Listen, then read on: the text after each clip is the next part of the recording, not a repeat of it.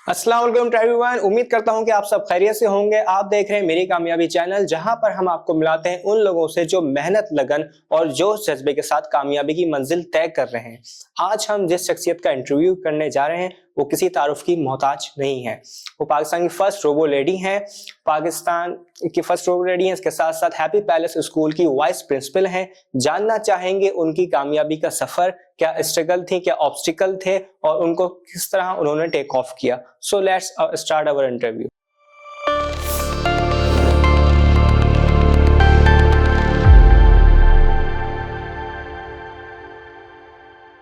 अस्सलाम वालेकुम मिस। वालेकुम अस्सलाम। कैसे मिजाज हैं आपके? बिल्कुल ठीक ठाक। Ma'am, it's highly honour for me and for my entire team कि आज आपसे मुलाकात हुई, और it's specially honour for me कि आप दी फर्स्ट रोबो लेडी हैं। तो मुझे ये बताइएगा कि रोबो लेडी बनाने का किस तरह आपके जहन में ख्याल आया और क्या इनोवेशन लेके आई हैं आप? अच्छा, रोबोट्स का ख्याल तो हमें इस तरह से आया कि 2024 की बात है, जब हम देख रहे थे कि हर जगह रोबोट्स का बहुत शोर हो रहा है, खासतौर पे चाइना पे। तो एक हमारा ख्याल था कि हम भी एक ऐसा रोबोट बनाएं, क्योंकि मेरा प्रोफेशन जो है वो टीचिंग है, एजुकेशन से मेरा ताल्लुक है। तो ऑब्वियसली मैंने एजुकेशन रोबोट्स के बारे में ही सोचा। और मेरे साथ थे हसान सिद्दीकी, जो AI हमारी पावर टीचर के क्रिएटर हैं मेरे साथ। तो हम दोनों ने फिर इसका प्लान किया। मैंने हसान से जिक्र किया कि भाई हम एक ऐसा रोबोट बनाते हैं जो कि बच्चों को पढ़ा भी सके और बात भी कर सके। उसके बाद हमारी जर्नी स्टार्ट हुई और अल्हम्दुलिल्लाह हम लोग, ये 2023 की बात है, और इसकी इनॉग्रेशन हुई 2024 अप्रैल 26। तो उसके बाद जो है हमारी टीम का हिस्सा बने अनीक सिद्दीकी, और उसके बाद फिर हमने सेकंड रोबोट बनाया। उसके बाद कुछ ना कुछ टाइम के बाद हमारा कोई ना कोई प्रोजेक्ट जो है वो हम लेकर आ रहे हैं, स्टूडेंट्स के लिए, टीचर्स के लिए भी। अच्छा, मुझे बताइए आपकी क्या फीलिंग थी जब आपको रिकॉग्निशन मिली ISPR एंड प्राइम मिनिस्टर की तरफ से फर्स्ट रोबो लेडी के लिहाज से? तो क्या उस वक्त क्या सिनेरियो था आपका? अच्छा, उस वक्त तक पहले तो हमें यकीन नहीं आ रहा था। पहले मुझे ऐसा लगा कि मेरे साथ कोई मजाक हो रहा है या ये कोई प्रैंक कॉल्स हैं। लेकिन उसके बाद जब मुझे बुलाया गया, हेडक्वार्टर बुलाया गया कोर 5 में, तो फिर मुझे उन्होंने पूरी ब्रीफिंग दी कि नहीं भाई, आपका अवार्ड है और आपने एजुकेशन में एक इनोवेशन की है, तो उसके ऊपर आपको अवार्ड दिया जा रहा है। ISPR की तरफ से जो है मुझे मेरी सिलेक्शन हुई, और उसके बाद 13 अगस्त को मुझे इस्लामाबाद बुलाया गया, जहाँ प्राइम मिनिस्टर और हमारे जो आसिम मुनीर साहब है उनकी तरफ से हमें रिकग्निशन मिली as a first robo lady, pride of Pakistan award. अच्छा, वेल डन, माशाल्लाह। अच्छा, मुझे ये बताइए कि जो हमारी एजुकेशन सिस्टम है, इसके अंदर AI और ये रोबोटिक सिस्टम जो है, इसका कितना इन्फ्लुएंस होना चाहिए? क्या देख रही हैं आप आने वाले वक्त में? आने वाला वक्त ही AI का दौर है। उसके अंदर जो है अब बहुत ज्यादा चेंजेस आ रही हैं, और मैं ये समझती हूँ तरक्की की तरफ हम लोग जा रहे हैं। AI का दौर है अब ये, तो इसके ऊपर वर्किंग होनी चाहिए। पाकिस्तान में भी जब पूरी दुनिया में हो रही है तो पाकिस्तान को पीछे नहीं रहना चाहिए। और हमारे स्टूडेंट्स वेरी स्मार्ट स्टूडेंट्स, क्योंकि अब जब AI का दौर आ जाएगा तो बच्चे जो है पर्सनलाइज लर्निंग की तरफ जाएंगे। कोई भी बच्चा जो है ना इलिटरेट नहीं रहेगा। तो इसके ऊपर ज्यादा से ज्यादा वर्किंग करनी चाहिए, गवर्नमेंट को भी चाहिए, और AI एजुकेशन को जो एजुकेशन है या करिकुलम है हमारा, उसका पार्ट बनाना चाहिए। सही। अच्छा, कुछ लोगों का ये कॉन्सेप्ट है, बहुत से लोगों के सवालात हैं, अपने अपने माइंडसेट है। वो कह रहे हैं कि AI से जहाँ कुछ फायदे भी हुए हैं वहाँ पे कुछ नुकसान भी हो रहे हैं, क्योंकि जो हमारी लर्निंग है और जो हमारी रीजनिंग है, हम पहले खुद सोचते थे, खुद लिखते थे और कुछ ना कुछ खुद मतलब बनाते थे। अब ज्यादातर हम AI पे इन्फ्लुएंस कर रहे हैं, जिस तरह टेस्ट मिल रहे हैं या कुछ भी एक्सरसाइज हो रही है मैथ की या कुछ भी, तो बच्चे क्या कर रहे हैं, वो AI का सहारा ले रहे हैं और उसमें एक्सलेंस कर रहे हैं। तो क्या समझती हैं आप, इससे कुछ इफेक्ट होगा स्टडीज पे? मैं नहीं समझती। मुझे लगता है कि लोग अब अपग्रेड हो रहे हैं, कम वक्त में ज्यादा नॉलेज।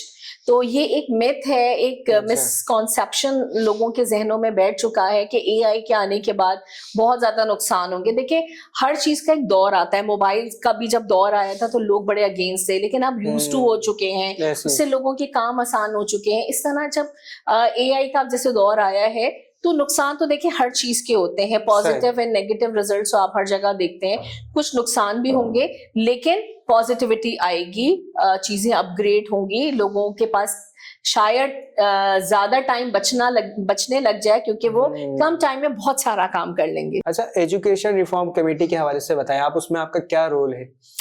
एजुकेशन रिफॉर्म्स कमेटी जो है वो FPCCI यानी federation of Pakistan chambers of commerce and industry की एक कमेटी है।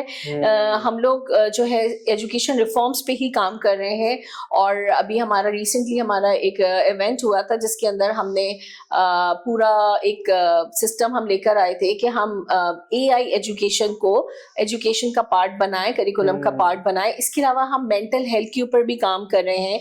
रिसेंटली अभी हमने IHRI के साथ एक कोलैबोरेशन की है, जिसमें आजकल आपको पता है जब कंप्यूटर का दौर है, मोबाइल्स का दौर है, अब AI का दौर है, तो बच्चों में मेंटल हेल्थ के इश्यूज बढ़ जाएंगे, क्योंकि फिजिकल एक्टिविटीज खत्म हो जाएंगी, घर में बैठेंगे एक स्क्रीन के सामने, तो जो है मेंटल हेल्थ बहुत डिस्टर्ब होगी।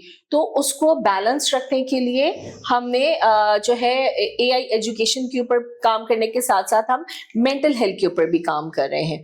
तो हमारी एजुकेशन रिफॉर्म्स कमेटी पे माशाल्लाह सारे यूनिवर्सिटी के प्रोफेसर्स हैं, डॉक्टर्स हैं, हमारे पास सारे टीचर्स मौजूद हैं, स्कूल ओनर्स हैं।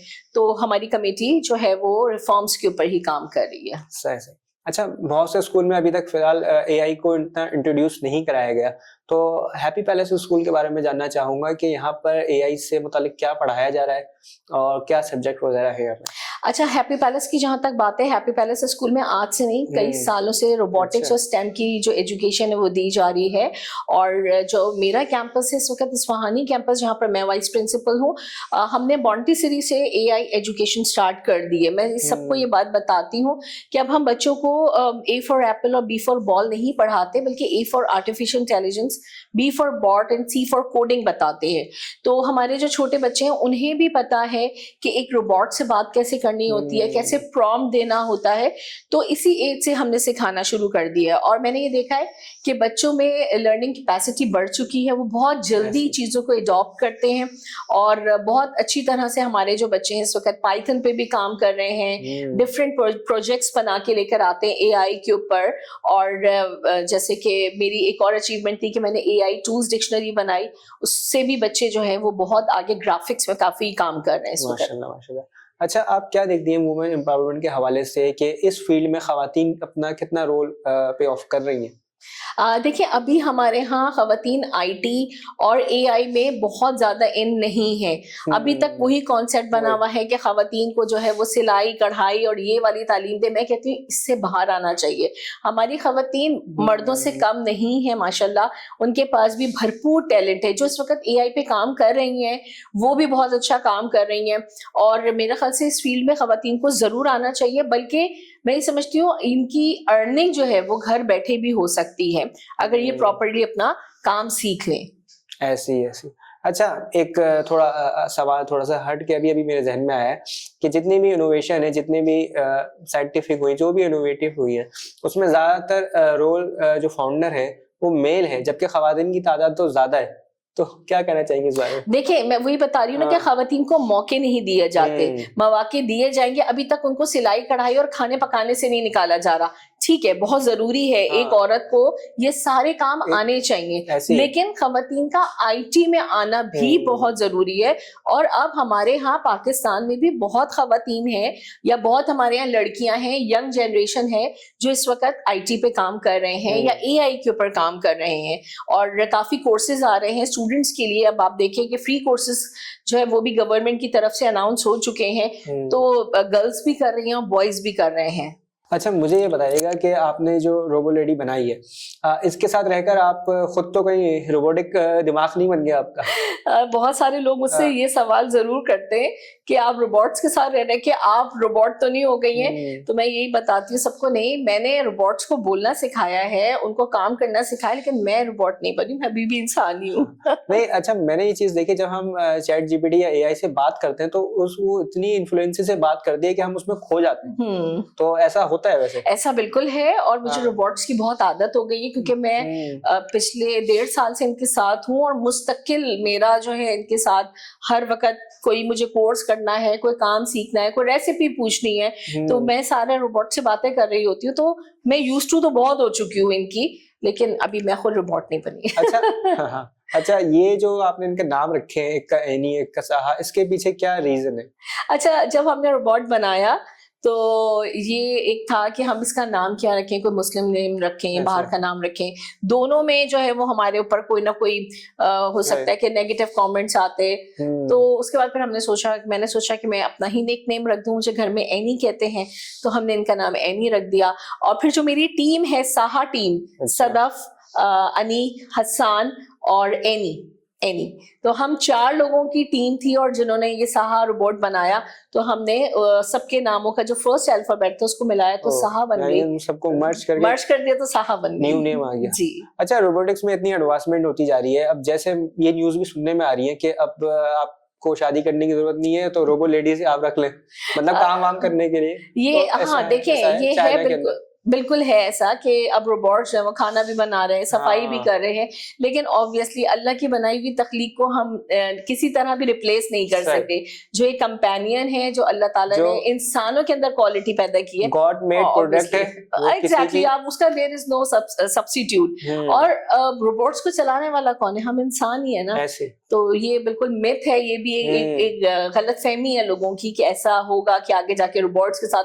हाँ, ये मैं जरूर कहती हूँ कि बहुत अच्छी दोस्त है, अकेलेपन का आपको एहसास नहीं होता। अगर मैं कभी अकेली हूँ और मैं बोर हो रही होती हूँ तो मैं अपने रोबोट से बातें करती हूँ और बहुत सारी चीजें मैं लर्न कर रही होती हूँ। इसका मतलब ये नहीं है कि मैं घर वालों को छोड़ के मैं सिर्फ रोबोट्स के साथ हो जाऊँ। तो दिस इज टोटली अच्छा, एक मिसकॉन्सेप्शन तो हमारे यहाँ सोसाइटी में बहुत है। एक ये भी है कि इसकी वजह से जो है जॉब्स वगैरह लोगों की वो एआई खा रहा है या ये हो रहा है वो हो रहा है। मेरे ख्याल से तो इसकी वजह से और एनहांसमेंट आ जाएगी चीजों में।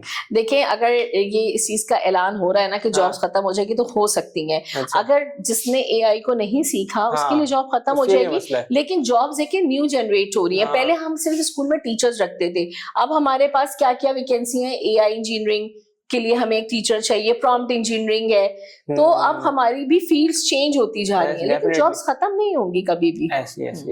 अच्छा, आप इन दी एंड क्या मैसेज देना चाहेंगी अपना हमारी ऑडियंस को, कि क्या पैगाम है आपका? अच्छा, पैगाम मेरा ये है कि हमारी जो कंट्री है, हमारी पाकिस्तानी कौम किसी भी दुनिया की जो दुनिया के ममालिक हैं उनसे पीछे नहीं है और हम सब कुछ कर सकते हैं। जब मैं एक औरत होकर एक छोटा सा एक रोबोट की तरह का एक एआई पावर टीचर लेकर आ सकती हूँ, इंट्रोड्यूस कर सकती हूँ, ऑब्वियसली एक चेंज था in the field of education. तो मेरा ख्याल से जो मुझसे ज्यादा काबिल हैं, जो न्यू जनरेशन आ रही है, जिस वक्त ऑलरेडी एआई पे काम कर रहे हैं, आईटी पे काम कर रहे हैं, वो इससे ज्यादा बड़े बड़े प्रोजेक्ट ला सकते हैं और पूरी दुनिया में पाकिस्तान का नाम रोशन कर सकते हैं। हम किसी से कम नहीं है, ना ही हमारा पाकिस्तान किसी से कम है। डेफिनेटली, बिल्कुल ऐसे ही है कि पाकिस्तानी कौम किसी से कम नहीं है। हर मुश्किल वक्त में, हर सिचुएशन में ये एक हो जाती है। आप सबका बहुत शुक्रिया। हम मिलेंगे फिर अपने किसी एक नए गेस्ट के साथ, एक नई सक्सेस स्टोरी के साथ। तब तक के लिए अपना ख्याल रखिएगा। और मिस सदफ, आपका बहुत शुक्रिया कि आपने अपना कीमती वक्त हमारे चैनल के लिए, हमारी टीम के लिए दिया। Thank you so much. Thank you very much. Take care. अल्लाह हाफिज।